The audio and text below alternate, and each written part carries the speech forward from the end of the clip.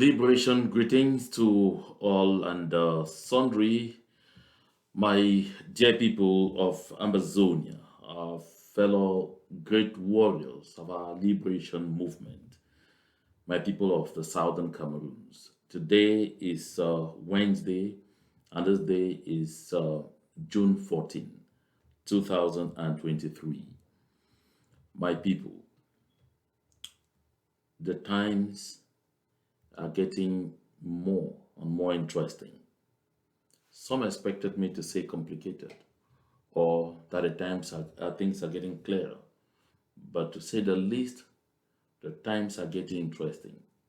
Getting interesting because it should begin to dawn in the hearts and the minds of each and every one of us that we are getting closer and closer to the most defining and most determining moment in this liberation movement. Ni John Fru Ndi has died.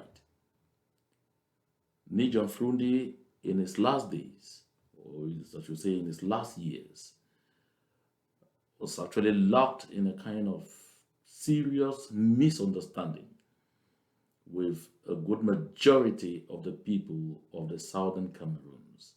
And this will be chiefly because the chairman, after standing strong with his people for so many years, for decades, after braving the government of La République du Cameroon, or to portray and to demonstrate that there is a lot of value in the southern Cameroons, and stood as tall as a baobab for several years, Mr. Fru Ndi, in his very last months, found himself falling in the trap of the colonizer, to the point where, so regrettably, Ni John Fru Ndi, the brave one, the charismatic one, the enigmatic leader, we often called him affectionately the Lion of Ntarikon, finally bowed in foreign land.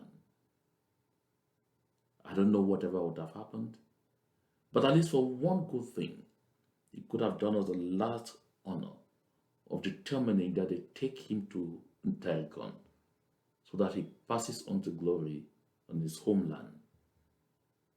Yes, we had quite some disagreements with Mr. Fru Ndi, but he fought a wonderful fight, a formidable fight. He created a way for us to be able to stand and talk, because I will say this and say it with all candidness. We were emboldened a good lot of the time, especially those of us in the press, and some of us particularly at CRTV, to sometimes speak our minds because we knew that we had backup. We knew that we had Mr. Fru Ndi who would stand for us if push came to shove. And true to himself, he always did. Because when trouble started, each time we just get people immediately start calling Tarikon. If he were not calling some office in Yaoundé to threaten by himself, he started calling the diplomatic missions and all of those things. And it emboldened us to be able to stand up for what we believe in, for what we believed in. At the start of this liberation movement, Mr. Fru Ndi served as, I should say, the springboard for a lot of issues, a lot of discussions. At the start of this liberation movement, Mr. Fru Ndi was very much in tune with a good lot of us and with a good lot of the issues that were at stake.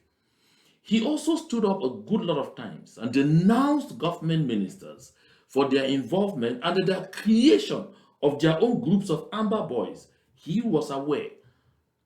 But somewhere along the line, for one reason or the other, for what nobody will understand, Fru Ndi failed to grasp it that the people had signed an entire divorce with La République du Cameroon and wanted to have nothing again to do with La République du Cameroon.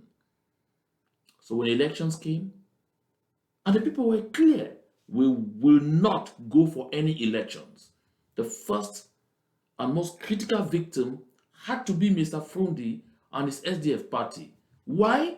Because the representatives from the SDF party were the only that could actually boast that they were getting to those elective positions, be the mayors, be them parliamentarians, be them whatsoever, because of the vote of the people, because it was the expressed will of the people.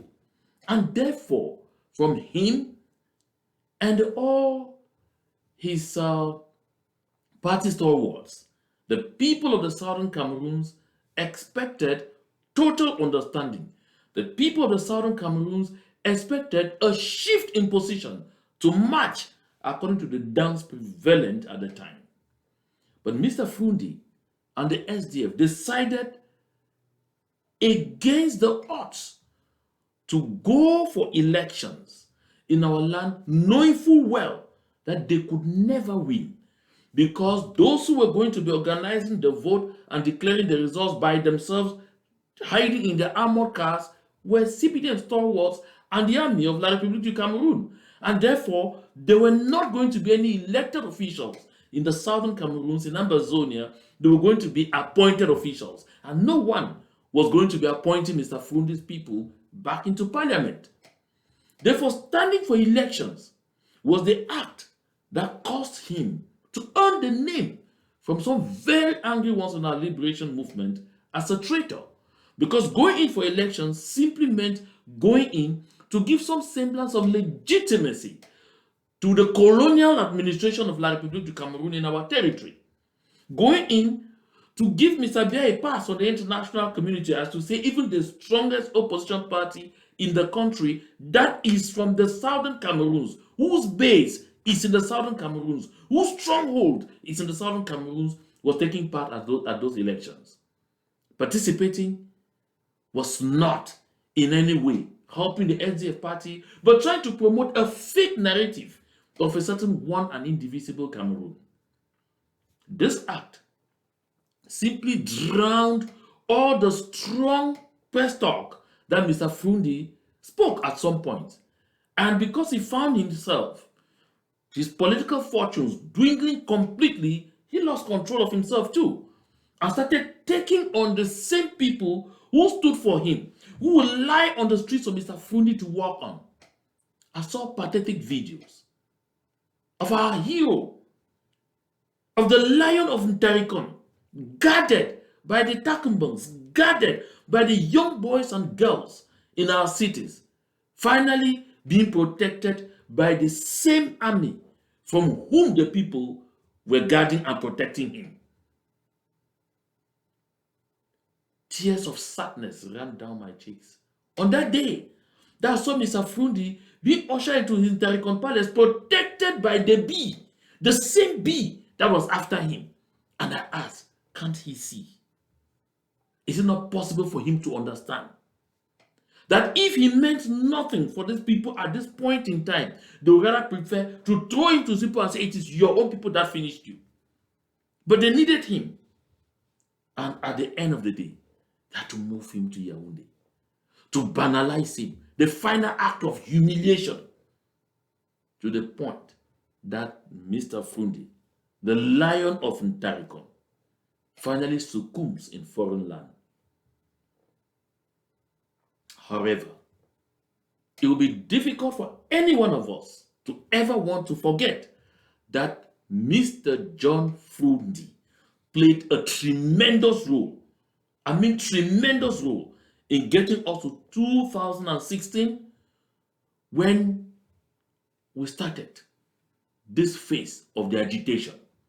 None of us will forget that on that fateful night in January 2017, or was it even, I think it was in December 2016, when Mr. Fru Ndi, was it January? I'm getting a bit lost there because I'm still filled with emotions of the things that have happened. When we had the late venerated barrister Bernard Muna move up station in the company of Mr. Fru Ndi, when it was indicated that the delegation of La République du Cameroon, made up of at least 5 sitting government ministers, were trying to force Batasan of Katu, Dr. Fontemneba, and all the others to agree to things that were contrary to the wishes and aspirations of the people of the southern Cameroons, to call off the strike movements when the government of Cameroon was not ready yet to yield to the key demands put on the table, topmost among them, opening discussions about a return to a federal system. That is what it was at that time. And Mr. Fru Ndi was one of those who went up station very fast to see what was going on, because Bemenda was somersaulting. All the young people, the bike riders, the taxi drivers, everybody was out. This was even in January. I finally have got to my bearings, and thank you for reminding me that it was actually in January. Yeah, this was January 2017.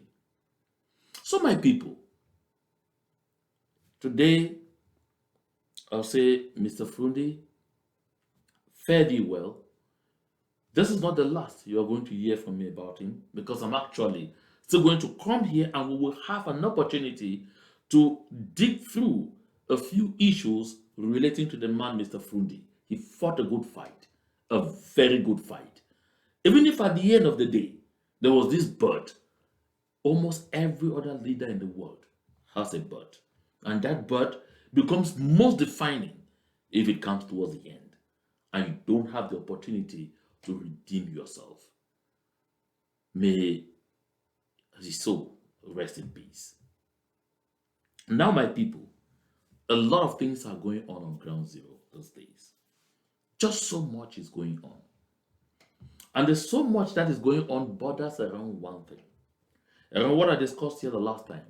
La République du Cameroon trying as much as possible to spray out there through the press, through the media, a narrative that should help to dampen the spirits of our people as far as this liberation movement is concerned.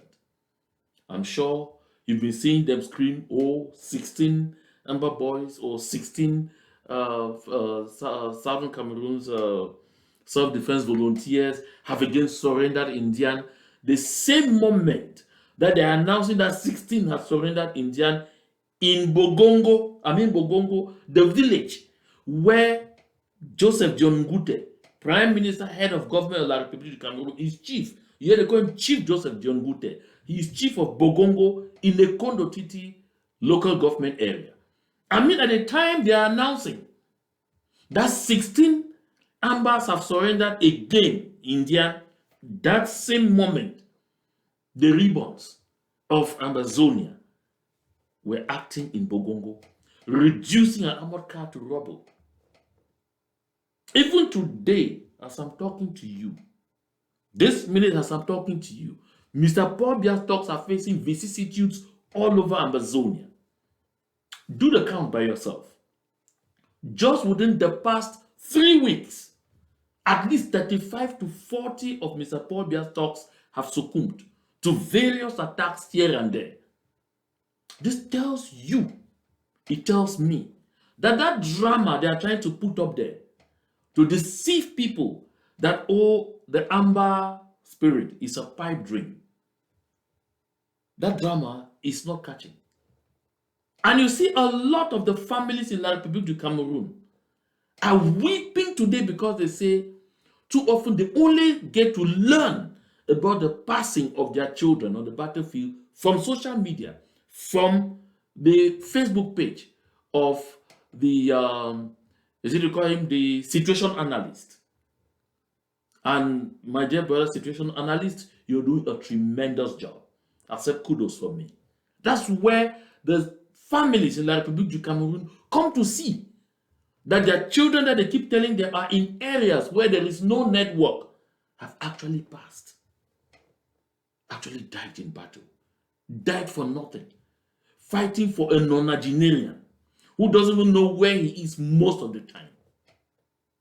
Unless I forget, because they're talking statistics. You definitely saw the other day the Guardian Post come up with statistics brought in by Mr. Eyenga Francis, who is digging his ass tooth and nail to become Prime Minister in La République du Cameroon in replacement of Chief Joseph John Ngute. And so he has to show that he's doing a tremendous job. So he says within, about a year or so, some 3,000, about 3,500, both Ambazonia self-defense volunteers and Boko Haram have surrendered into the DDR. He doesn't break it down because he wants to give the impression, he wants to let people get confused and then say, oh, 3,500 Amber boys. Just at the moment he said even of Boko Haram, few days ago, Boko Haram cleared at least 10 soldiers of La République du Cameroon in the far north. So those who are surrendering, where are they coming from? Where are they coming from? The brigade commander of Brigade de Recherche, my 4, in Kwen Bamenda, right in the heart of Bamenda, experienced the new normalcy that La République du Cameroon has been talking about. But let's get into the game of statistics. Because as I'm talking to you, you see, you've heard about 2 or 3 operations. When they tell you that La République du Cameroon, some of the soldiers were missing, and then 3 were dead, the others were missing, they can't tell exactly where they are, they're still struggling to locate them. Let me be upfront about what is going on. These soldiers were weary of being at the war front because they've been moved from one locality to the other over and over, still in Ambazonia, and they knew that their time will soon be up when they'll find themselves greeting Ekema or others in the world beyond. So they decided it was time to drop their arms and disappear. And so they contacted, they walked through someone to contact our self-defense volunteers. And they agreed to give them passage. But the only way they could get passage was to make sure they betrayed the positions where they were supposed to be with their colleagues who wouldn't understand the need to quit this useless battle, to quit this war of blame that La République du Cameroon is fighting in Ambazonia. And so they set it up, and when the boys came, they cutted all the material, took these 2 gentlemen away, cleared the other 3 who would not cooperate, and gave them free passage. At the moment I'm speaking, in the last 2.5 months, at least 93 soldiers of the Republic of Cameroon, be infantry and all of them mixed, have deserted through this channel that I'm talking about. I'm saying have deserted, have abandoned. And so the Amber self-defense volunteers simply help them, show them the channels, take them right out of the borders and show them how to go. You're not doubting. There are quite some of them in Mexico. There are a good lot of them still in Brazil on their way, running away. There are some who are in the Sahel. There are others who found easy means to run already into some European countries. There are those who are still in Nigeria finding their way. On a daily basis, they are going in huge numbers. But no newspaper in La République du Cameroon can report this. Not one. You want to find out? If you have friends in the army of La République du Cameroon, the gendarmes, the police, the B, find out from them. They will tell you exactly what is going on. La République du Cameroon right now is facing a malaise. I mean, a malaise of vexing proportions. That is why a few weeks back they told us, oh, it was over. But now, on a daily basis, you see pictures coming out. Sign out here. In Bafut the other day, 5 went. In Buea the other day, about 13 went. In Dian alone, over the past 2 months, in Dian alone, over 25, getting to 30 have been cleared. In Kupeng Wanenguba, in Bonge, in Meme, all over the place. They're going. They're being brought down. Armored cars are being reduced to, pieces of rough metal on the streets. This tells you that La République du Cameroon is not yet ready to tell the truth to their people. But that time is coming close when they will have no choice but to do that.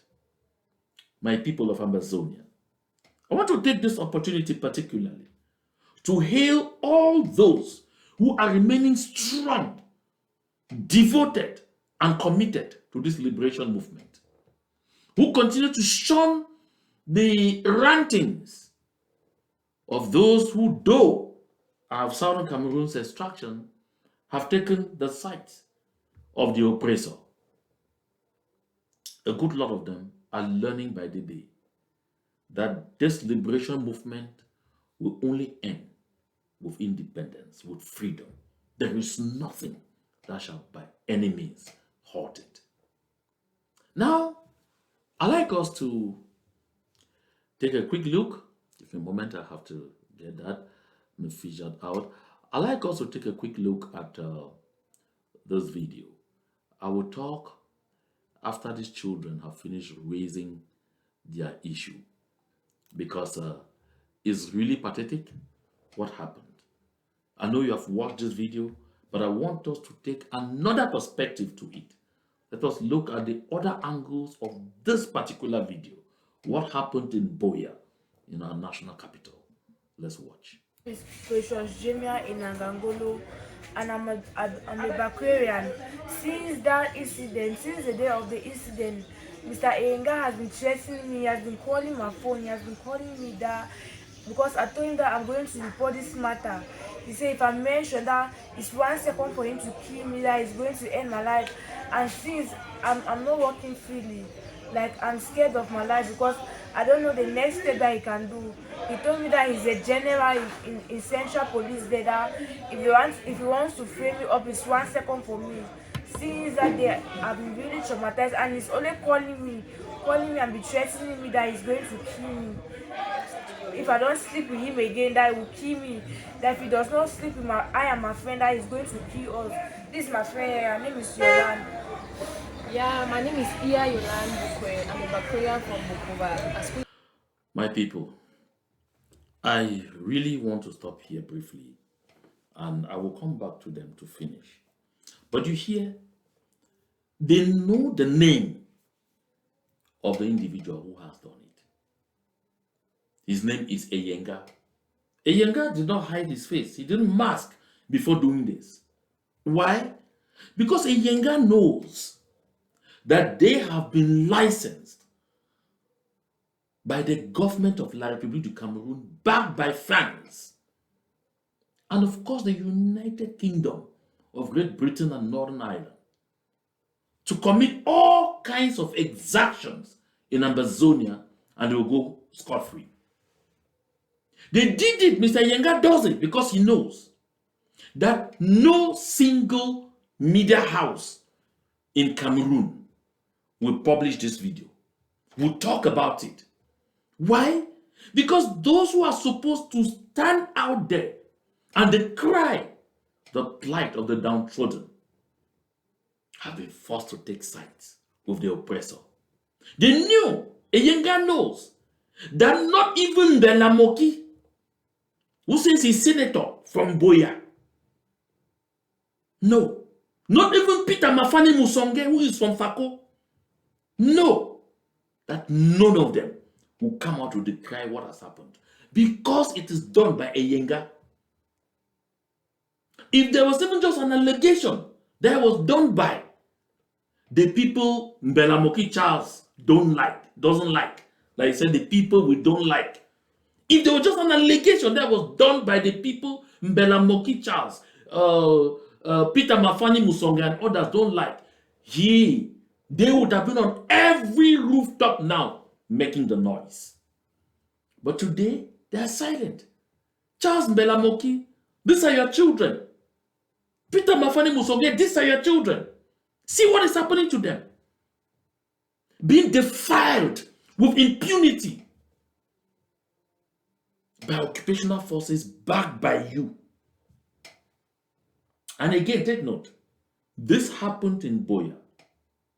And when this young girl describes where the office of Eyenga is, it is not far away from the synod's office of the Presbyterian Church in Cameroon in Buea.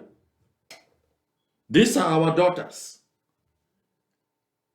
I delayed to do this presentation because I wanted to see if the moderator, my good friend, Reverend Funky Samuel, the right Reverend Funky Samuel, if he will come out with an equally strongly worded communique like the one he released when there was only an allegation that our brave hearts had detained our mothers in Kejong, in Babanki. Mothers who went back to their home on the same day. was just a few hours. But the kind of thing that I saw written by the Right Reverend Funky Samuel, by the Presbyterian Church, I was expecting that with this one, with the young girls themselves testifying and calling the name of this police officer, Eyenga. Of course, you hear the name Eyenga, I know it's coming from. Huh? Bobia's mother was called Eyenga. So he can tell you where he's coming from. He's a Bulu guy. Because it's done by Eyenga, I have not heard a single word from the Presbyterian Church. I'm still hoping that the Bamenda Ecclesiastical Province will make a statement. At least to let the people know that the church has not completely closed its eyes to the exactions of the enemy in our territory. We see clergymen and women in other countries, especially in neighboring Nigeria, stand up for the truth and say it as it is. I saw a clergyman in Côte d'Ivoire say it straight in Ouattara's face as it is. Who did this to us in Southern Cameroon? Who did this to us? Even my good friend, Agbobala, I was thinking that by now he would have been on Twitter everywhere to condemn this act, to call the powers that be to get Mr. Eyenga to book. Because what is happening here, this case with Eyenga is an isolated one. That these young girls, a brave Southern Cameroonians approached and told them, speak out. And they've spoken out with their faces. I'm calling on the international community to pay attention to the fate of these young girls. Because if nothing is done, they're going to be killed. Their family members will be framed up. Eyenga said it himself. He told them, and we all heard her say, that Eyenga says, if you open your mouth, it will cost me nothing to kill you. And how will he kill her? He said it. It will cost me nothing to frame you up. Did anyone hear the word frame? He said it, to frame you up. Because that is how they have framed up a lot of our young people, especially young men. We heard another young lady explain how they shot her baby dead, strapped to her back, because they were raiding and going after young men. Her husband escaped, and she was trying to escape to safety. It happened to her. I did not see hear the Presbyterian Church say a thing. Even after a lady testified on video, this is another set of young girls. Listen, folks. These young girls are talking because someone encouraged them to talk as the only way to get Eyenga off their backs. But these cases happen in Ambazonia every day that God has created. In all the localities. There's a female teacher. She works in Bamenda. She explained to me that each time they sent these soldiers to come, that they were coming to protect the schools, they spent time raping and impregnating female students in those schools. And that some of them even came up to people like her, a big woman like her, they didn't shy off. They tried to intimidate her, tried to make her understand that if she did not cooperate, they would frame up her husband. If she did not sleep with them, they would frame up her husband, that he was Amber. Because just calling you Amber, license to kill. That is what it is. That is what our people are living through. Yet some people are loitering in some places, calling themselves their elected representatives. Yet some people are moving in some places, calling themselves their elite. Yet some people are moving in some places and claiming that they should be recognized as speaking for them. These young girls, I don't know how this trauma will ever be taken out of them. I have brought stories here of communities where, especially in Bambui, and it happened with part of Kejong, where a brigade commander gets one and feels that work was ongoing in his construction site in La République du Cameroun, and material got finished, and he needed money to buy more material. What did he need to do? Of course, he told even his colleagues, They will just go out and organize a raid, capture 30, 40 young men, detain them and tell them you are Amber fighters. Even university students, that you are Amber fighters. And what do? They start collecting. If you don't pay from 300 to 600,000, some even 1 million, they will ship you to Yaoundé. And so as a result, within the twinkle of an eye, this guy will get the millions he needs to continue constructing his mansion in La République du Cameroon. The fun of Kejom Keku never raised an eyebrow. He did not see that. Now the fun of Kejom Keku rather urged La République du Cameroon to send soldiers to his village to create a barrack in his village. And do you know how much time it took La République du Cameroon to respond? Less than 72 hours. They have responded. Now there's a military barrack in Kejom Keku. The first act that military committed when they arrived, they burnt down a good number of houses and even burnt an old man alive in his house. Has the fun of Kejom said a thing? Has anybody raised a voice about this old, vulnerable man who could not run when they came, that got burnt in his house? Until yesterday, Tuesday, June 13th, the remains of that late man were still in his house, charred by an act of the fun of Kejom Keku. But since 1980, we have been asking for the construction of a ring road. But they even got to Bamenda in 1990 and pompously announced that I will personally supervise it. Until this day, where's your ring road? Just make a call for the military in your village. Before you know it, before you count 10, they would have deployed. They would have respected that call. This should tell you that to La République du Cameroon, we don't matter. We are not humans. All what matters is the protection of their interests to continue to loot our natural resources.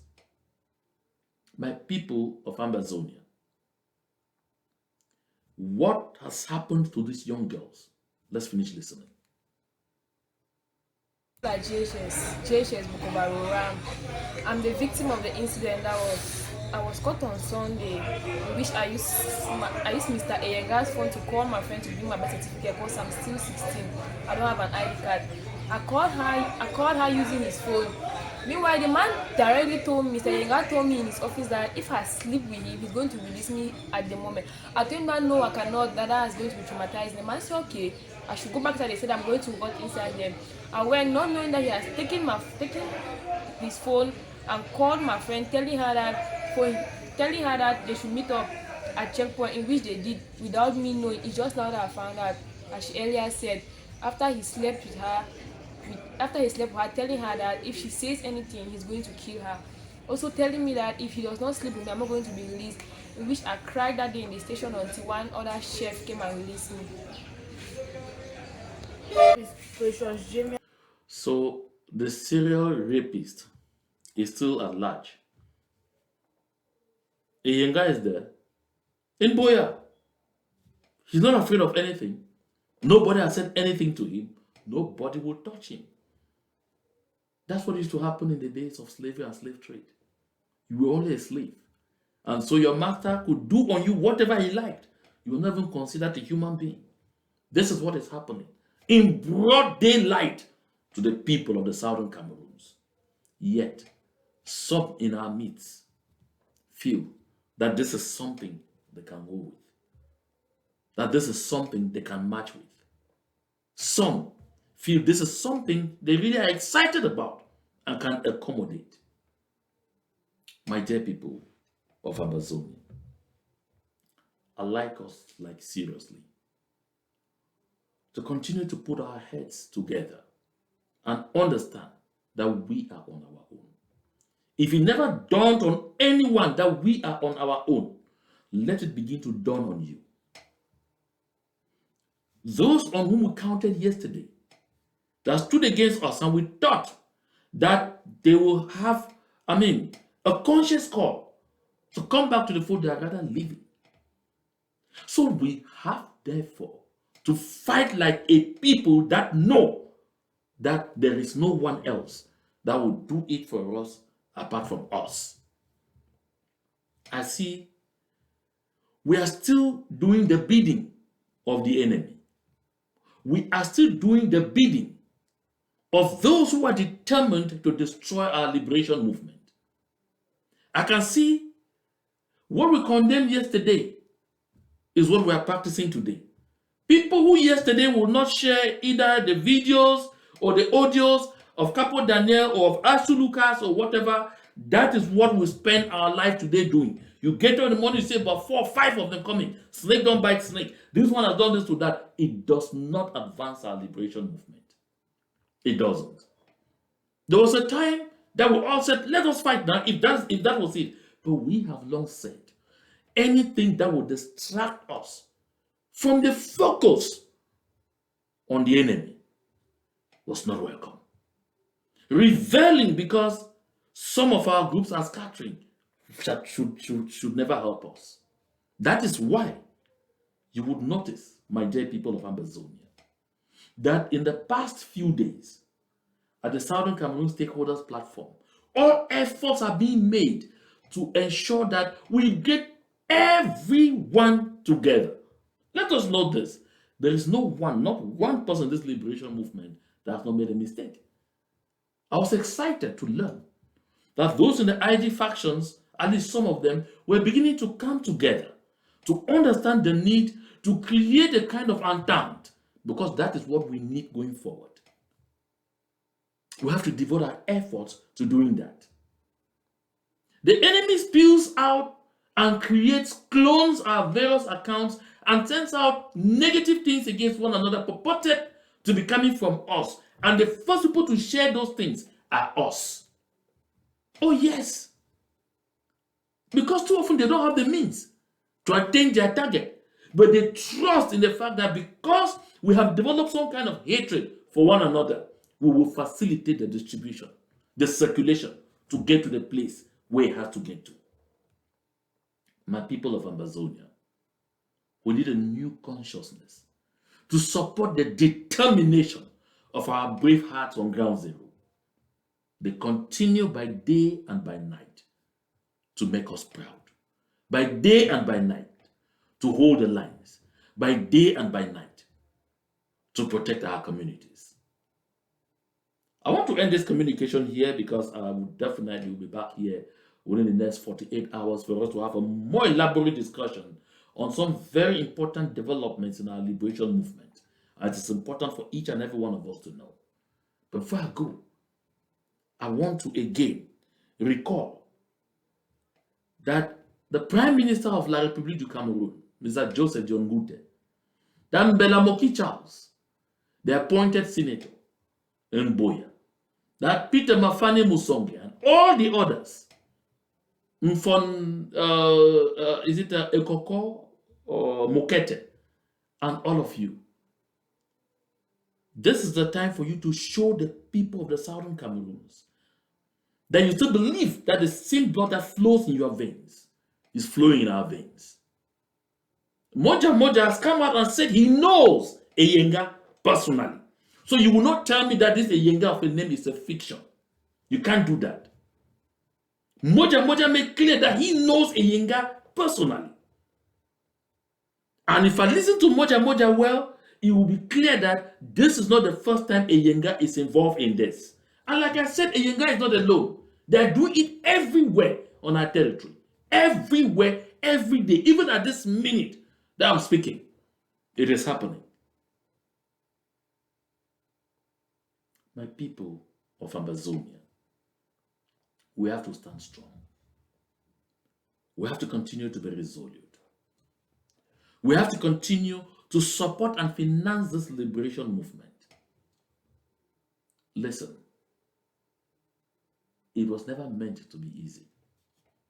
It was never meant to be a walk in the park.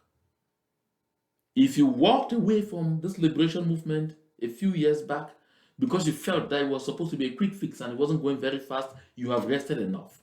The time to come back to the fold is now.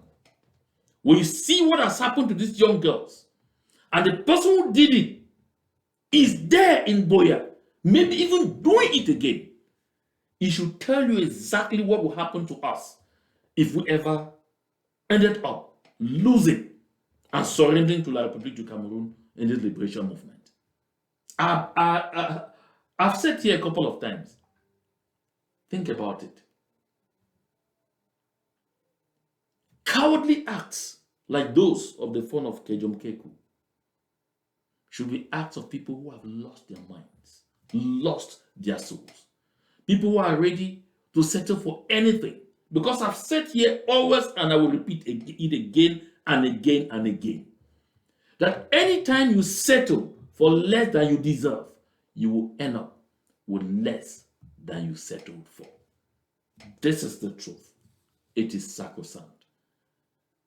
And it will remain the truth, whether you like to listen to it or not. My dear people of Ambazonia, let us do what is right. Let us stand for this liberation movement. Let us support each other. Let us continue to be firm. That is how we will win. I'll be right back. To God and to Him alone.